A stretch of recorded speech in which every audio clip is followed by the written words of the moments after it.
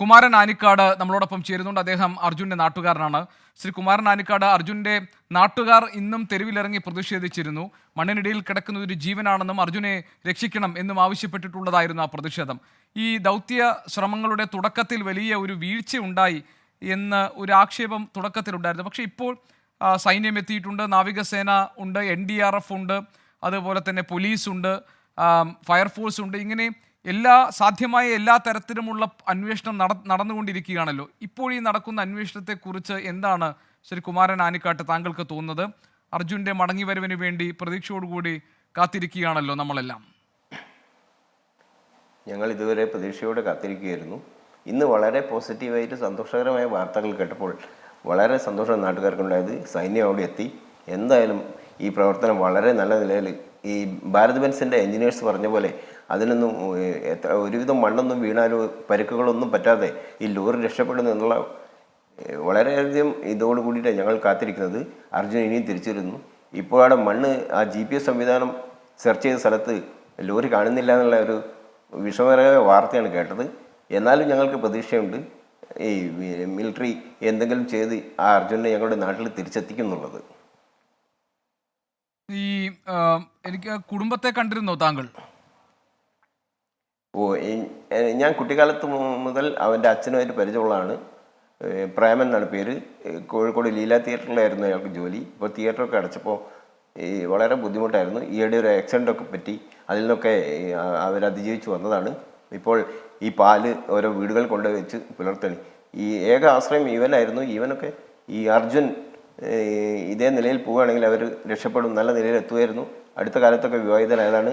വളരെ സൗമ്യമായിട്ടുള്ളൊരു വ്യക്തി കൂടിയാണ്. എൻ്റെ ഒരു സുഹൃത്തൻ മുനീർ എന്ന് പറയുന്നൊരു വ്യക്തിയുടെ ലോറിയിൽ ഞാൻ അവരെ കണ്ടിരുന്നു. മുൻപ് പല ജോലികളും ചെയ്ത് എങ്ങനെയെങ്കിലും നല്ല നിലയിൽ എത്തണം എന്നുള്ള ഒരൊറ്റൊരു മനസ്സോട് ജീവിക്കുന്ന ആളാണ്. ഇപ്പോൾ ഈ ഭാരത് ബെൻസിൽ പോയി അത്യാവശ്യം നല്ല നിലയിൽ ജീവിച്ചു വരികയായിരുന്നു. അപ്പോഴാണ് ഇങ്ങനത്തെ ഒരു ദുരന്തം ഉണ്ടായത്. ശ്രീ കുമാരൻ ആനിക്കാട്, താങ്കൾ ഇപ്പോൾ ഈ സംഭവത്തിന് ശേഷം അവരുടെ വീട്ടിൽ പോവുകയും ഈ അർജുൻ്റെ മാതാപിതാക്കൾ, ഭാര്യ, ഇവരോടൊക്കെ സംസാരിച്ചിരുന്നു ഇപ്പോൾ ഈ ദിവസങ്ങളിൽ ഇന്നോ ഇന്നലെയോ ആയിട്ട്? ഇല്ല, അവരുടെ അടുത്തേക്ക് നേരിട്ട് പോയില്ല. അപ്പോൾ അവിടെ ഭയങ്കര തിരക്കാണ്. ചാനലും പല മീഡിയക്കാരുമായിട്ട് അവരെ കണ്ടിരുന്നു ഞാൻ. ഇപ്പോൾ അവൻ കുട്ടീനെ എടുത്തുക്കുന്ന ഇപ്പോൾ ഞങ്ങളുടെ നാട്ടിലൊക്കെ എല്ലാവരും പറയുന്നുണ്ട്, അച്ഛൻ മകനെ കാത്തിരിക്കുന്നു, മകൻ അച്ഛനെ കാത്തിരിക്കുന്നു ഒക്കെ പറഞ്ഞ് വളരെ സങ്കടത്തോടുകൂടി ആ ഫോട്ടോ ഒക്കെ എല്ലാവരും പങ്കുവെക്കുന്നത്. അർജുൻ എന്നാണ് താങ്കൾ അവസാനമായി കണ്ടത്? ഞാൻ 2 ആഴ്ച മുമ്പേ രണ്ടാഴ്ചക്ക് മുമ്പേ ആയിരിക്കും തോന്നുന്നു, ഒരിക്കൽ കണ്ണാടിക്കൽ വെച്ച് കണ്ടിട്ടുണ്ടായിരുന്നു. പക്ഷെ ഞങ്ങളത്ര പരിചയം, അയാൾ അധികം സംസാരിക്കാത്ത ആളാണ്. എനിക്ക് അവനെ അറിയാം, അവനെന്നെ അറിയാമായിരിക്കും. അവൻ്റെ അച്ഛനെയും അവൻ്റെ വീട്ടുകാരെയും കുടുംബത്തെയും എല്ലാവരെയും എനിക്ക് നന്നായിട്ട് അറിയാം. ഞങ്ങൾ കുട്ടിക്കാലം മുതലേ കാണുന്ന ആൾക്കാരാണ്. ഈ രക്ഷാപ്രവർത്തനത്തിൻ്റെ വാർത്തയും വിവരങ്ങളും ഒക്കെ താങ്കൾ ഇപ്പോൾ ഈ മാധ്യമങ്ങളിലൂടെ കാണുന്നുണ്ടാകുമല്ലോ. അപ്പോൾ ഇന്ന് താങ്കൾ പറഞ്ഞതുപോലെ ഒരു സന്തോഷകരമായ, ശുഭകരമായ ഒരു വാർത്ത നമ്മളെല്ലാം പ്രതീക്ഷിച്ചതാണ്. പക്ഷേ അവിടെ ഇപ്പോഴും ഈ ലോറി കിടക്കുന്ന സ്ഥലത്ത് പോലും അതെവിടെയാണെന്ന് പോലും സത്യത്തിൽ ഡിറ്റക്ട് ചെയ്യാൻ നമുക്ക് കഴിഞ്ഞിട്ടില്ല.